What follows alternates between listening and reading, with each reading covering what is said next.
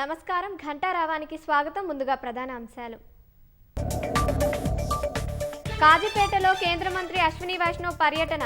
కాచిపట్లో railway manufacturing unit పరిశీలన.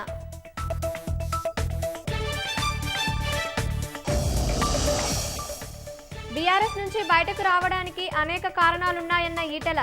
సామాజిక మాధ్యమాల్లో కావాలని దుష్ప్రచారం చేస్తున్నారని ధ్వజం.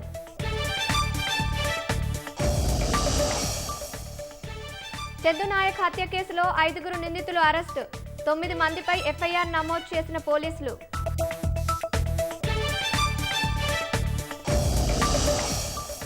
దౌత్య విభేదాల తర్వాత తొలిసారి మాల్దీవులకు ప్రధాని మోదీ.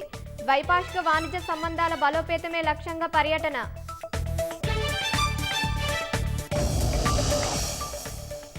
ఐరోపా యూనియన్ ఏకపక్ష ఆంక్షలను ఖండించిన భారత్. ఇంధన వాణిజ్యంలో ద్వంద్వ ప్రమాణాలు సరికాదని వెల్లడి.